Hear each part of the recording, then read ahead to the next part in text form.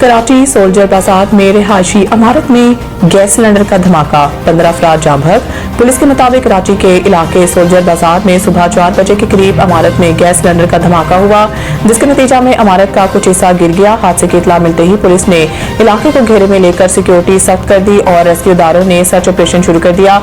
Rescue काम का कहना है कि इमारत 3 मंजिला है और हर फ्लोर पर एक कमरा कायम है। तंग गलियों की वजह से रेस्क्यू ऑपरेशन में मुश्किलात का सामना है।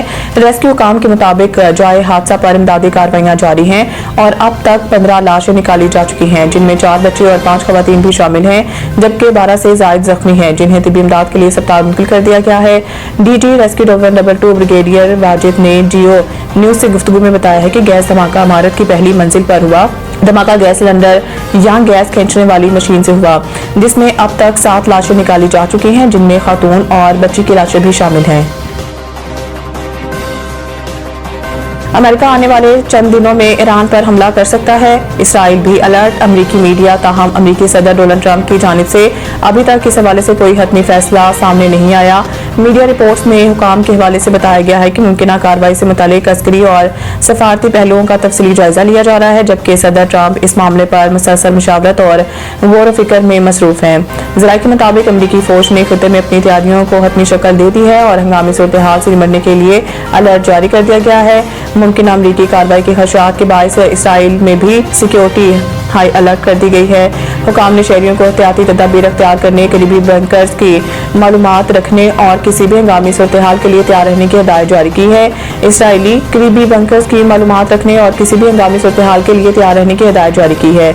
इसराइली सिक्योरिटी इदारों ने खदशा किया है कि अगर अमेरिका ने ईरान पर हमला किया तो तेहरान जवाबी कार्रवाई के तौर पर मिसाइल हमले कर सकता है, जिससे खित्ते में वसी पैमाने पर कशीदगी पैदा होने का इम्कान है।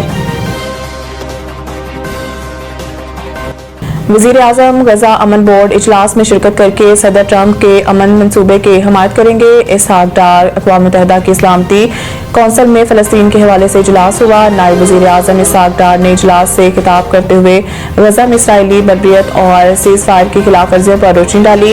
इसहाक डार ने इसराइली जहरियत बैनुल-अक़वामी कवानीन की खिलाफ वर्जी करार देते हुए कहा है कि पाकिस्तान गजा में जंगबंदी की इसराइली खिलाफ वर्जियों की मजम्मत करता है।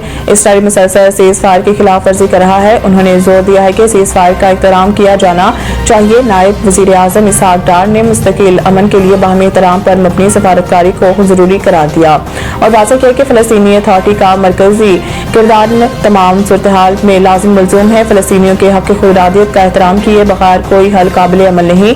नायब वज़ीर आज़म ने गजा से फ़लस्तीनियों को बेदखल करने के इसराइली इक़दाम की भी शदीद अल्फाज में मज़म्मत की।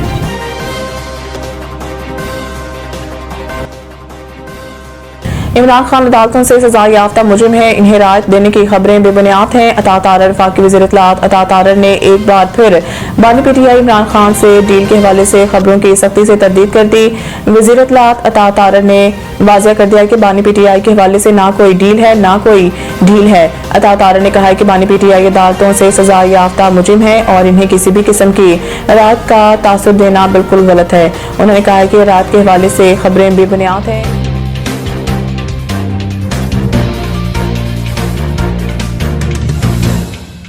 सानिया गुल प्लाजा डीजी रेस्क्यू 1122 ने तकदीर का एतराफ़ कर लिया। गुल प्लाजा इंतजामिया के तनवीर पास्ता ने खुद को बचाने के लिए तमाम नुकसान का जिम्मेदार डीजी रेस्क्यू को करार दे दिया। सानिया गुल प्लाजा कमीशन के सरबराह जस्टिस आगा फैसल ने समाअत की फरीकेन कमीशन के रूबरू पेश हुए। डीजी रेस्क्यू ने अपने बयान में कहा कि हमें रात जब आग की इत्तला मिली तो पहले मरहले में हमने एक फायर टेंडर को मुकाम पर भेजा, बाकी 2 फायर टेंडर हमारे शहर में दीगर मकामात पर फ़राइज़ अंजाम दे रहे थे। हमने आग की सूरत हाल जाँचने के बाद मज़ीद फायर टेंडर्स मौके पर तलब किए। आग की शिद्दत को देखते हुए हमने वाटर बोर्ड, फायर ब्रिगेड की मदद तलब की। कानून नाफिज करने वाले इदारों की मदद तलब की गई कि इलेक्ट्रिक हुकाम को बिजली मनक़ता करने के लिए कॉल किया। जस्टिस आगा फैसल ने सवाल किया कि क्या आपने बिजली मनक़ता होने की हिदायत की थी? डी ने कहा कि नहीं, हमने ऐसी कोई हिदायत नहीं की। जस्टिस आगा फैसल ने इस्तफसार किया, क्या आप और फायर ब्रिगेड के हुकाम अंदर दाखिल हुए थे? डीजी ने कहा कि उन्हें हम अंदर दाखिल नहीं हो सके। इन तरफ आग लगी हुई थी और तीनों मकामात पर हमने आग को बुझाने की कोशिश की। रेस्क्यू के डीजी ने एतराफ़ किया कि रात 10:52 पर हमारी पहली गाड़ी मौके पर पहुंची। जस्टिस आगा फैसल ने पूछा कि जब आप लोग आग के मुकाम पर पहुंचे तो क्या किसी को फौरी रेस्क्यू किया? डीजी ने इंकशाफ किया कि ग्राउंड फ्लोर पर मुकम्मल आग लगी थी, दरवाजे ग्राउंड फ्लोर के बंद थे। दूसरी मंजिल से लोग मदद के लिए आवाज़ें दे रहे थे। तनवीर पास्ता ने बताया कि रेस्क्यू के डीजी गलत बयानी कर रहे हैं। ये बातें सुनने को मिली कि उनके पास मास्क वगैरह नहीं थे। ग्राउंड फ्लोर, फर्स्ट और बेसमेंट में कोई हलाकत नहीं हुई, ये झूठ है। 3 दिन बाद 100 बाइक्स गाड़ियाँ उतारी तो आग की तपिश ज़्यादा थी, तो गाड़ियाँ वगैरह क्यों मुतासर नहीं हुई। तनवीर पास्ता ने बताया कि कहीं से दीवारें खिड़कियाँ पैक नहीं थी। अभी चीफ फायर ने कहा कि गेट बंद थे। जब सब कुछ जल गया तो आप जाकर देख लें, वहाँ ताले मौजूद नहीं है और ऊपर छत तक कोई रेस्क्यू टीम पहुँच जाती तो लोग बच जाते।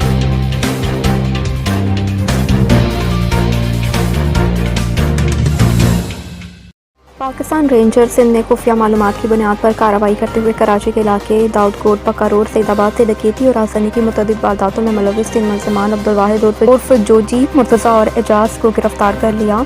मुल्ज़िमान के कब्जे से 3 अदद मोबाइल फ़ोन्स भी बरामद कर लिए। गिरफ्तार मुल्ज़िमान कराची के मुख्तलिफ इलाकों Yusuf Kot, Gulshan Masoor, Daudkot, naval road, Hub river road और 24 मार्केट में असलहे के ज़ोर पर नकदी और मोबाइल फ़ोन छीनने की मुतअद्दिद वारदातों में मुलव्विस मुल्ज़िमान ने 2023 में फरार साथी के हमरा कराची के इलाके यूसुफ कोट में दौरान डकैती मुसम्मत पर करियाना स्टोर के मालिक को गोली मारकर कत्ल कर दिया था। इसके अलावा मुल्ज़िमान वारदातों के दौरान मुतअद्दिद शहरियों को ज़ख्मी भी कर चुके। मुल्ज़िमान छीने हुए मोबाइल फ़ोन्स कराची के इलाके अस्कानी मोहल्ला इतवार बाज़ार में फ़रोख्त करते थे। गिरफ्तार मुल्ज़िमान आदि मुजरिम हैं और इससे पहले भी गिरफ्तार होकर जेल जा चुके। मुल्ज़िमान के दीगर साथियों की गिरफ्तारी के लिए छापे मारे जा रहे हैं। गिरफ्तार मुल्ज़िमान को बमा मसरूका सामान मज़ीद कानूनी कार्रवाई के लिए पुलिस के हवाले कर दिया।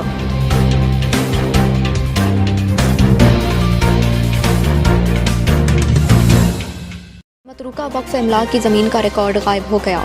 सिंध बिल्डिंग कंट्रोल अथॉरिटी ने अदालत में पेश करदा रिपोर्ट में एतराफ़ किया। सिंध हाई कोर्ट ने मतरूका वक्फ इमलाक की ज़मीन पर गैर कानूनी तामीरात के खिलाफ दरख्वास्त पर समाअत हुई। सिंध बिल्डिंग कंट्रोल अथॉरिटी की जानिब से रिपोर्ट अदालत में जमा कराई गई। रिपोर्ट में बताया कि बिजली और गैस फ्राहम करने वाले इदारों को कनेक्शन मुनक़ता करने के लिए नोटिस जारी कर दिए, जबकि खाली कराने के भी नोटिस जारी कर दिए। SBCA की बिल्डिंग का रिकॉर्ड नहीं मिल रहा। सिंध बिल्डिंग कंट्रोल अथॉरिटी की सिंध बिल्डिंग कंट्रोल अथॉरिटी की जानिब से जामिया रिपोर्ट पेश करने के लिए मोहलत तलब की। अदालत ने दरख्वास्त की मज़ीद समाअत 4 मार्च तक मुलतवी कर दी। दरख्वास्त गुजार ने बताया कि plot number RC118A Mahrukh road नस्त वफाकी उर्दू यूनिवर्सिटी मतरूक वक्फ इमलाक की मलकियत है। SBCA ने बताया कि plot number RC118A Mahrukh road पर तामीरात की इजाज़त नहीं दी। सैयद अब्दुल वाद से दरख्वास्त गुजार ने मौक़िफ़ इख्तियार किया कि मतरूका वक्फ इमलाक के रिहायशी जगह को कमर्शल में तब्दील करके गैर कानूनी तामीरात की जा रही हैं। मज़कूरा जगह सिविल अस्पताल के डायरेक्टर्स की रिहायशी और नर्सिंग ट्रेनिंग इंस्टीट्यूट के लिए इस्तेमाल हो रही थी। मज़कूरा जगह अब भी सिविल अस्पताल के पास।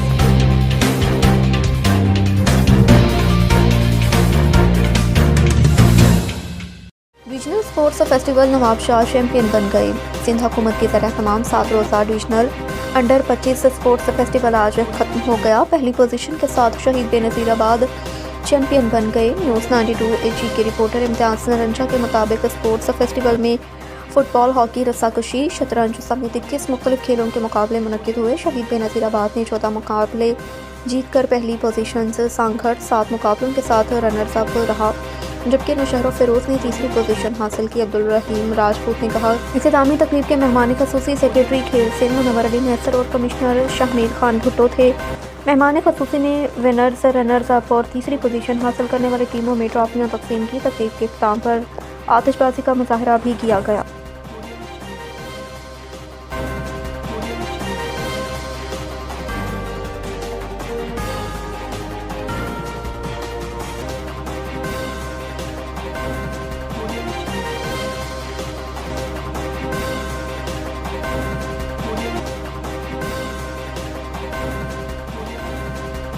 T20 वर्ल्ड कप कम तरीन स्ट्राइक रेट से रन्स बनाने वालों में Babar Azam सरफहरिस्त। T20 world cup 2026 के दौरान बाबर आजम के प्रैक्टिस सेशन और मैच में मुख्तलिफ माइंड सेट से बैटिंग ने बहस छेड़ दी है। एक नेट सेशन के दौरान नसीम शाह के शॉर्ट गेंद को उन्होंने मिड विकेट के ऊपर से खेला, जबकि सलमान मिर्ज़ा की ऑफ स्टैम्प से बाहर शॉट डिलीवरी पर ज़ोरदार अपर कट लगाया।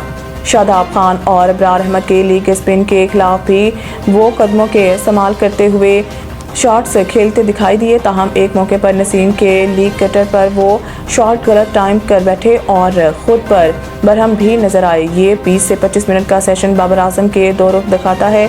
एक तरफ जारहाना इदारे की झलक, जबकि दूसरी जानिब किसी मैच में भी नेट जैसी रवानी नजर नहीं आई और वही गेंदें मैच में मोहतात अंदाज से खेली गई।